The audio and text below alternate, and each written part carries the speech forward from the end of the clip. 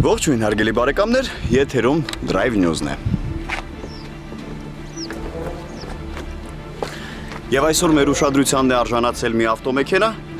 որը համարվում է 21-րդ դարի ամենախելահեղ որոշման արդյունքում արտադրված արտաճանապարհայինը, որը գրավել է բազմամիլիոնանոց ավտոսիրող հասարակության սրտերը։ Բայց այն հասանելի չէ շատ-շատերին, քանի որ այս ավտոմեքենան արտադրվել է միմիայն ընտրյալների համար եւ շատ սահմանափակ քանակով։ Եվ այս ավտոմեքենան արժե ավելի քան 500,000 ԱՄՆ դոլար։ Կարծում եմ բոլորդ կռահեցիք, որ խոսքը Mercedes-Benz G-Class 6 անգամ 6-ի մասին է։ Բայց այստեղ կա մի մեծ բայց։ Բայց այն 2014 թվականի արտադրության չէ եւ նախատեսված չէ բավարարելու մեծահարուստների քմահաճույքները անապատներ նվաճելիս։ Այս ավտոմեքենան արտադրված է այլ նպատակով՝ պատերազմելու։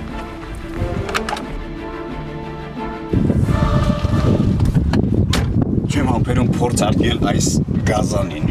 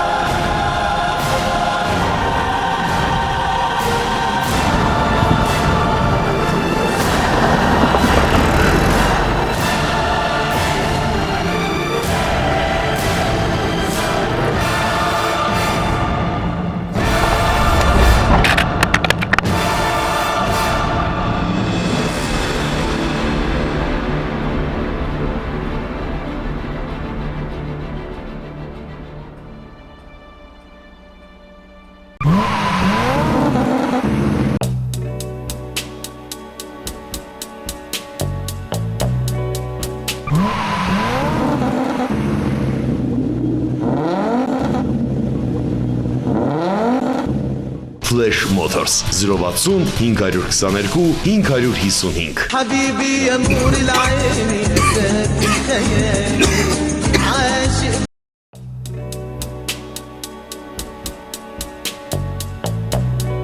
Հալո, բարև ձեզ, ինձ երկու հատ խոզի շարում այլի, լավ, հասցեն չգիտեմ ճիշտն ասած, GPS-ով կտեք էլի, հա, մերսի։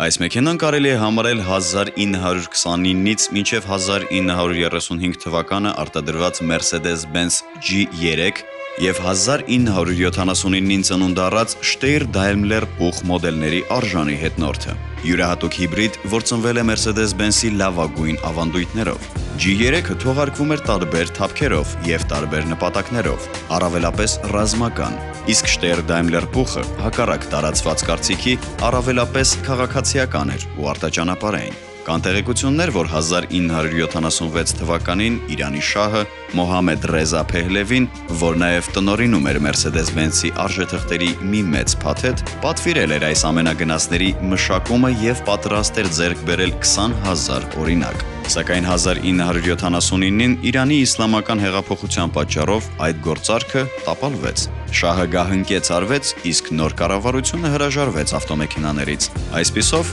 կորուստներից խուսափելու համար կոնցեռնը սկսեց վաճառել ավտոմեքենան բոլորին, ով ցանկանում էր ձեռք բերել դրանք։ Արդյունքում դրանք հայտնվեցին մի շարք երկրների բանակներում, ինչպիսիք են Արգենտինան։ Եվ այսպես Mercedes-Benz-ի ու ավստրիական Steyr Daimler Puch-ի համագործակցության արդյունքում ծնվեց արդեն առնականության եւ հզորության խորհրդանիշ դարձած Geländewagen-ը։ Իսկ ավտոմեքենաները թողարկվում էին Ավստրիայում։ ավելի կոնկրետ Գրաց քաղաքում։ Այս ավտոմեքենայի ռազմական տարբերակները սկսեցին արտադրվել 1981 թվականից, սակայն գերմանական ռազմական պաշտոնյաները փորձ անգամ չարեցին ձեռք բերել ամենագնացները։ Դա ուներ ինչպես քաղաքական, այնպես էլ տնտեսական պատճառ։ Steyr-Daimler-Puch-ի այս սերիան ընդգրկում էր 4 մոդել 5 տարբեր թափքերով ու 2 տարբեր անվաբազայով։ Վերջին պարամետրից կախված ավտոմեքենայի երկարությունը կարող էր տարբեր լինել։ Ամենագնացը սարքավորվում էր դիզելային եւ բենզինային շարժիչներով, որոնց հզորությունը տատանվում էր 72-ից մինչև 150 ձիաուժ։ Ավտոմեքենան, որ այսօր ներկայացնում ենք ձեր ուշադրությանը, արժանի է կոչվելու 20-րդ դարի ամենախելագար նախագծերից մեկը։ Թե ինչու է այն խելագար, կպատկերացնեք տեսանյութը դիտելու ընթացքում։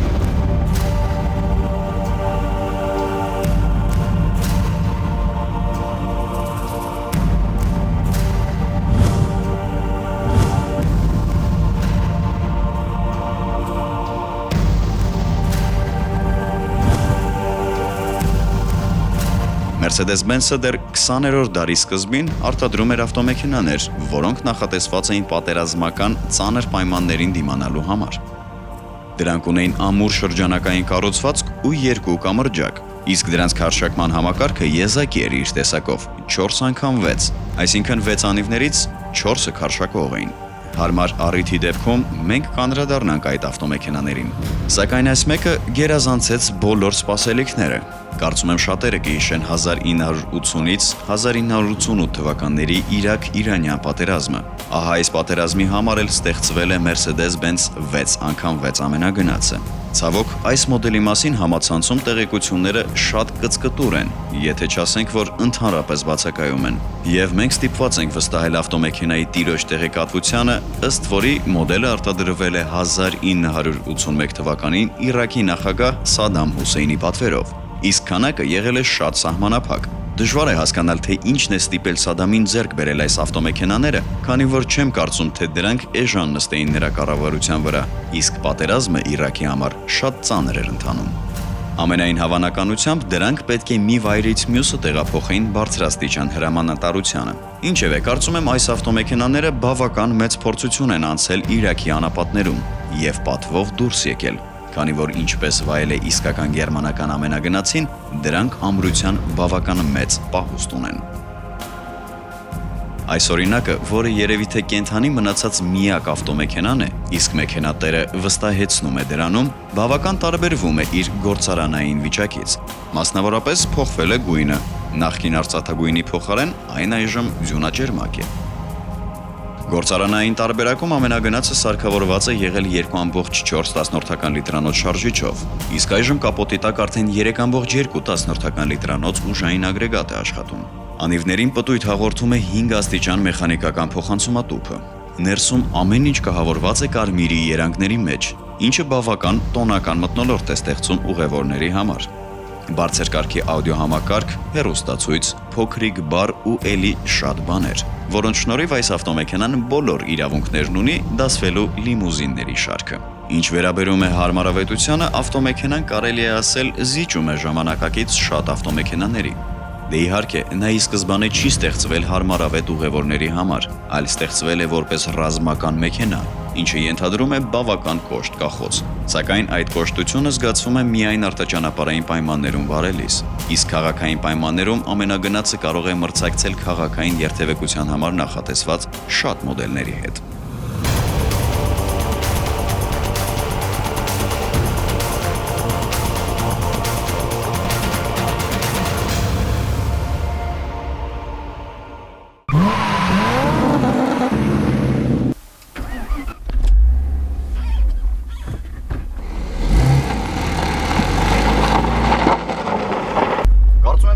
Շատերը ինձ նման զարմացած են, որովհետև ես չգիտեի, որ գոյություն ունի նման տիպի ավտոմեքենա։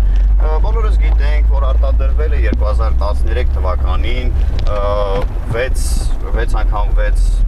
G կլասի ավտոմեքենաներ pick-up տիպի, որոնք արժեն ավելի քան $500,000։ Բայց որ 1981 թվականին արտադրվել է այսպիսի լիակարշակ չէ, սա լիակարշակ չի, սա լիակարշակ է այս ավտոմեքենան։ նման տիպի ավտոմեքենա ես չգիտեի։ Կարծում եմ այս ավտոմեքենան ձեզանից ոչ ոք չի տեսել Հայաստանի ճանապարհներին, քանի որ այն գտնվում է Հայաստանում արդեն ավելի քան 1 տարի, բայց գրեթե չի շահագործվել։ Ինչպես տեսնում եք, մեքենայի սրահը ձևավորվել է հենց Հայաստանում եւ հայկական տարբերակով, այսինքն կարմիր կաշի, կարմիր ալկանտարա, կարծում եմ ավելի լավ վիճակում է նա հիմա, քան գտնվել է մի քանի տարի առաջ, երբ նրան բերել են Իրաքից։ Չնայած որ այս մեքենան հետևի սրահում ունի մանիտոր, մագնիտոֆոն, այնտեղ շամպայնի հարմարանքներ, եսի մինչեր, ամեն ինչ, այնպես հարմարություններ արքաների համար, բայց այս ավտոմեքենան ըստ իս պետք է չունենա ոչ մի տիպի հարմարություն, ավտոմեքենայի ամենահարմար բանը պետք է լինի այս բռնակը, որպեսզի մարդիկ պատուհանից դուրս չընկնեն։ Ինչպես տեսնում եք, այս մեքենան նույնիսկ չունի անվտանգության գոտի, չնայած ես մեծ հաճույքով կամրացնեի, որովհետև մենք վարում ենք բավականին ծանր պայմաններում, վտանգավոր, ես խոսք չունեմ իրոք, այս մեքենան իրոք որ ամենագնաց է, այս սա է իսկական ամենագնացը։ Այս ավտոմեքենան կարելի է շատ հանգիստ օգտագործել հարսանեկան արարողությունների համար։ Եվ կարծում եմ մեր հայ ժողովուրդը, մեր իսկական հայերը ամեն ինչ կտային, որ իրենց հարսանիքը տեղի ունենար այս ավտոմեքենայով։ Այս ավտոմեքենային այլ կերպ չես կարող անվանել Monster, վայրի կենդանի։ Ես վստահ եմ, որ հիմա ինձ շատ մարդիկ նախանձում են և ես դրանից միայն ուրախանում եմ։ Լավ, կարծես թե արտաճանապարհային պայմաններում փորձեցինք այս ավտոմեքենան, հասկացանք նրա հնարավորությունները։ Հիմա կարծում եմ ժամանակն է փորձել թե այս մեքենան հարմար է ընդհանրապես քաղաքային պայմաններում վարելու համար։ Եվ երևի թե կհասկանանք, թե ինչու չէին վարում այս մեքենան ուղիղ մի տարի։ Մենք դեռ երթևեկում ենք պարզապես գյուղամիջի ճանապարհով։ Այստեղ դեռ ամեն ինչ հարմար է շատ, որովհետև թոնիրների չափ փոսեր են։ Բայց այս ավտոմեքենան, ինչպես հասկացաք, չի վախենում ոչինչից։ Իդեպ ասեմ, որ այս մեքենան տվյալ պահին գտնվում է Հայաստանի Հանրապետությունում։ Ճիշտ է, նա Ռուսաստանի Դաշնության պետհամարանիշներով է, բայց դա չի նշանակում, որ մենք ևս գտնվում ենք Ռուսաստանի Դաշնությունում։ Շտապեմ շատերին հիասթափեցնել, այս ավտոմեքենան այլևս չի գտնվելու Հայաստանի Հանրապետությունում, այնպես որ ես երևի թե վերջին մարդն եմ, ով վարել է այս ավտոմեքենան։ Մայրողու համար էլ բավականին իրեն վստահ զգացող ավտոմեքենա է։ Ընդհանրապես չի զգացվում, որ դու վարում ես մի մեծ մի գիգանտ։ Այսինքն սա սովորական G-class չէ, սա բավականին մեծ է եւ գրեթե 2 անգամ ավելի ծանր, քան սովորական G-դասի ավտոմեքենա։ Բայց մայրողու վրա ընդհանրապես զգացնել բացարձակապես չի տալիս այդ ծանրությունը, այդ մասսան։ Բավականին հարթ, հանդարտ, հանգիստ։ Ես կարծում եմ, որ այս մեքենան պետք է ձևափոխել եւ բերել իր հին տեսքին, քանի որ դուք բոլորը տեսաք, որ արտաքնապես նա ձևափոխված է որպես 2014 թվականի երևի թե G-դասի ավտոմեքենայի արտաքին է ստացված, բայց կարծում եմ նրան պետք է ձևափոխել եւ բերել իր հին տեսքին եւ ուղարկել Ուկրաինա։ Այո, ինչու ոչ։ Եթե նա դիմացել է Իրաքում, նա կդիմանա նաև Ուկրաինայում, ես վստահ եմ։ Կարող եք նույնիսկ չփնտրել այս ավտոմեքենան ինտերնետում, քանի որ դուք ոչինչ նրա մասին չեք գտնի, եթե իհարկե որոնեք Mercedes-Benz, ասենք 1981 թվականի արտադրության 6x6, հաստատ ոչինչ չեք գտնի։ Այս ավտոմեքենան կոչվում է Pugh։ հետաքրքիր անվանում է դրա համար,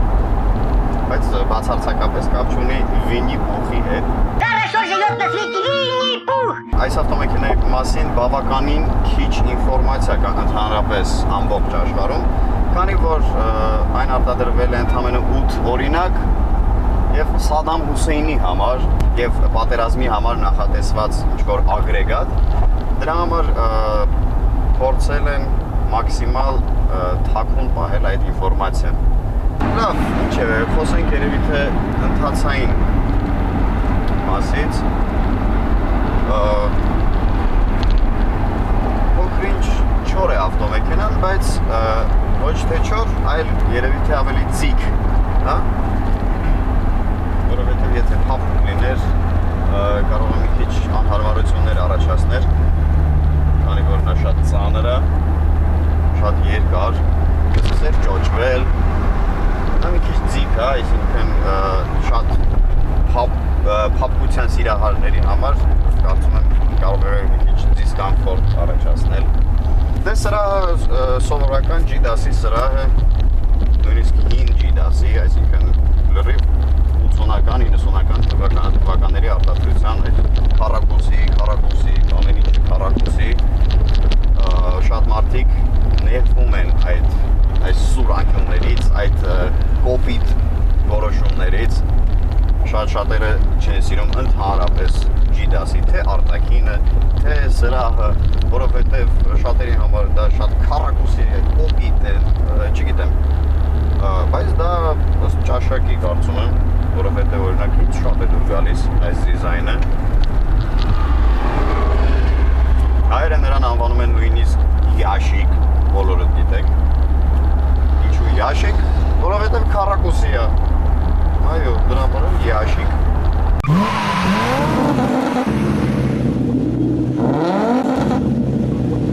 Mercedes-Benz-ը առաջնորդվելով ավանդություններով եւ զարգացնելով 6 անգամ 6 քարշակման համակարգի գաղափարը 2012 մոդելային տարին նշանավորեց ներկայացնելով pick-up թափքի Mercedes-Benz G63 AMG 6x6 մոդելը։ Այս ավտոմեքենան պահպանելով իր նախորդի շատ հատկանիշներ ներկայանում է նորովի, ամբողջովին թարմացված։ Այս ամենի արդյունքում ավտոմեքենայի բազային տարբերակի գինը կազմում է ոչ ավել ոչ պակաս 532,000 ԱՄՆ դոլար։ Որքան տպավորիչ է ավտոմեքենան, այնքան տպավորիչ է նրա գինը։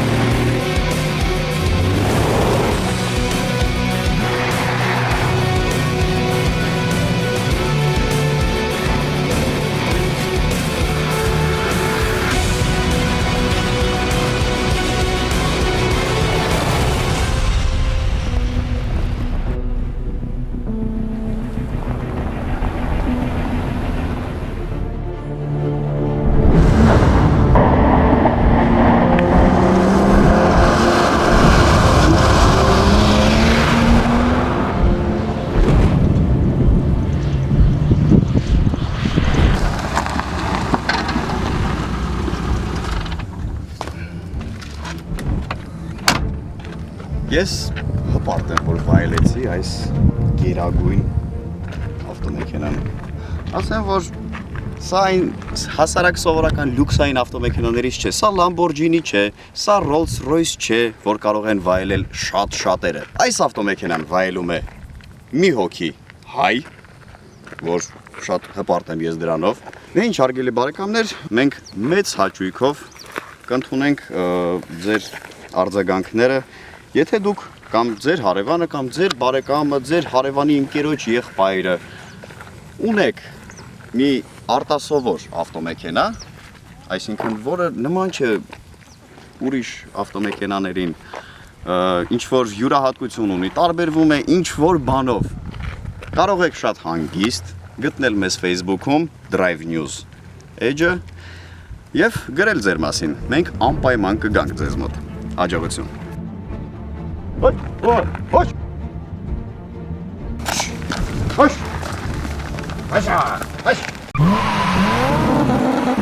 Այս մեքենան իրոք